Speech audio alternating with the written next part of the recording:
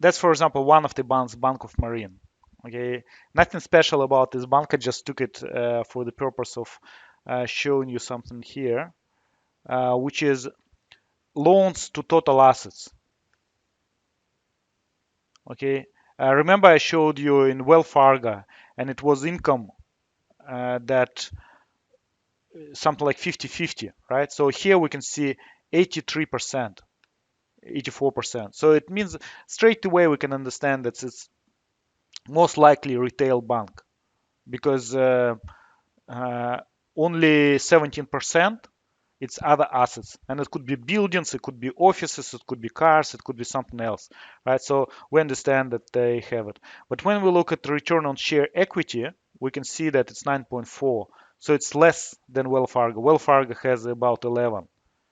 Okay, and then when we look at shareholders equity to total assets, it's 12. It's quite secure in this case, so it's better than Wells Fargo in this particular case. So all right, return on total assets 1.13, so it's not as good as Wells Fargo, but still good. Okay, and we can see the price earning ratio here, it's 12, so it's higher than Wells Fargo. Okay, this kind of, but people probably paying here more because they understand that it's a retail bank and has less risks because they don't have any investment bank risks from trading, and etc., etc., etc. Okay, this is type of interesting points you can see here. And also when we look at liability, here you can calculate total liability, but I think liability is not as high as um, in Wells Fargo. Okay, that's total debt is 72 million, and capitalization doesn't say it. Okay, that's one of the banks. I just wanted to show you that that's how we can see that it's mostly retail bank. Okay, another bank is Citigroup. Okay, we all know this bank. And look at this pricing ratio, even lower than Wells Fargo. So it's quite low. Another interesting thing about it that the recent price is $42, like 43 here. And if you look at price, the book value, it's $70.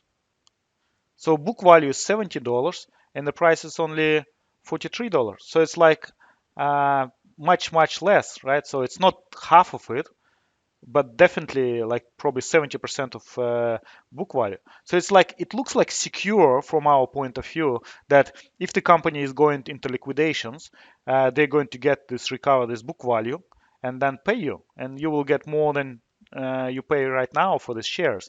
But remember that we don't know what kind of loans are here. So what kind of book value is here? And that's why you need to go to this SEC filing and see how much goodwill they have. Maybe they have half of it in goodwill.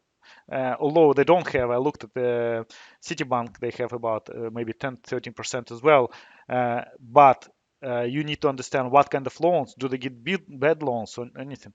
The reason why the price is so low because people had huge problems with bank in 2008. Look at this here. They had income nearly $40, and then it become negative $64 here, right? And remember, I was telling you that shares equity to total assets has to be a bit higher. Look at this. They had 6, they have 5.4, so they had leveraged 20 times of their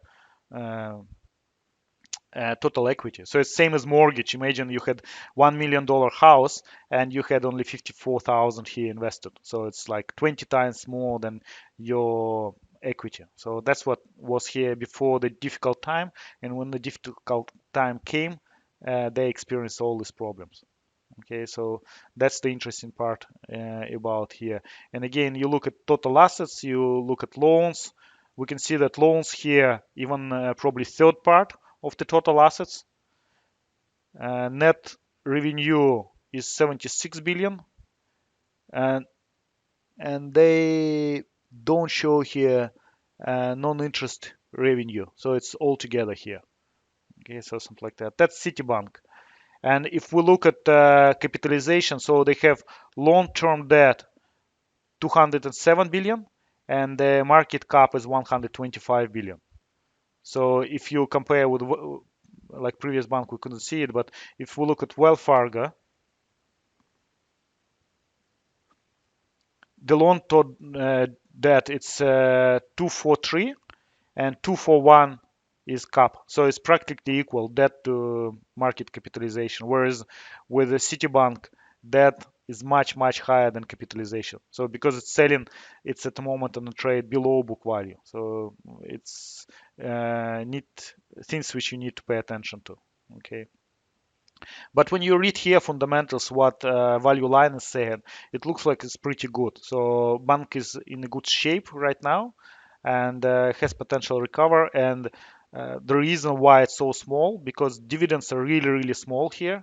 Government doesn't allow them to increase the dividends until they create a good, solid reserve fund for bad debts based on their experience. So that's the reason. And you can see that value line provides much better rate of return for Citigroup from that perspective.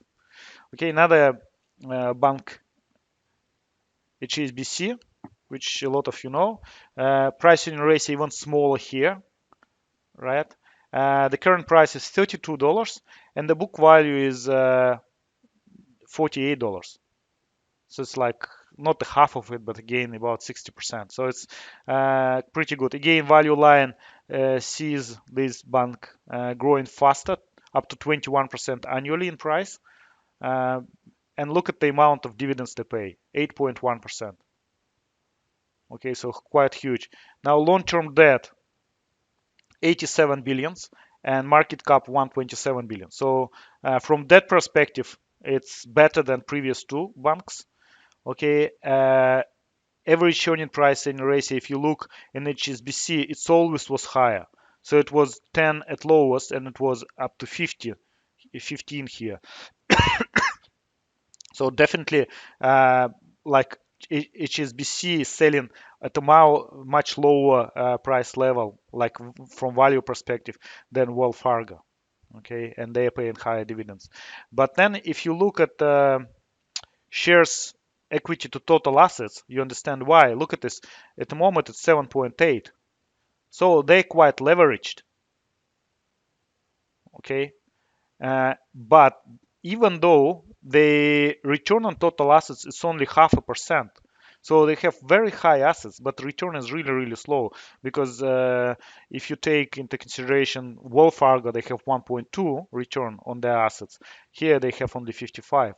So this bank is leverage and they don't really return too much money on assets, but return on total equity also lower, okay, 8%.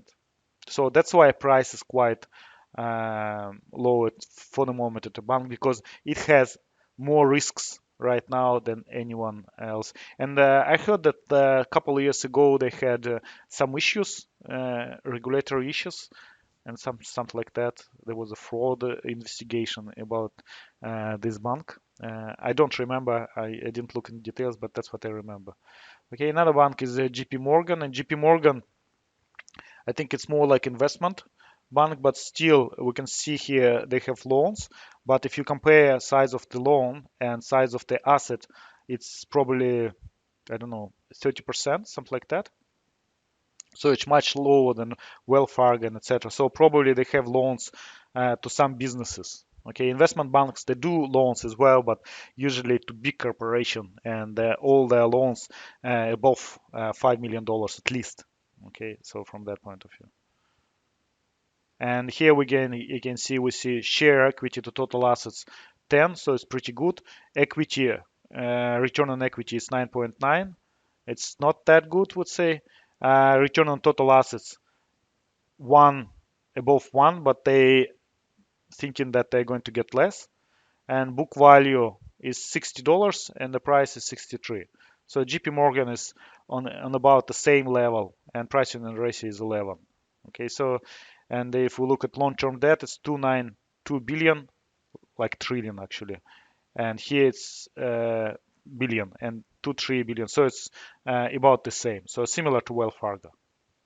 Okay, so that's how you compare banks, and definitely like out of all these several banks, my view would be that Wells Fargo is a pretty stable bank, okay, from all ratios, and his return average, whereas other banks they provide, would say, from growth perspective, higher return, but they have higher risks as well. So, and that's why, as an investor, especially if you understand banking industry, you can choose what do you want to do. And you probably know that Warren Buffett is really conservative in his aspects. He prefers to avoid risks. That's why he bought Wells Fargo. That's about fundamental analysis. So let's have a look at technicals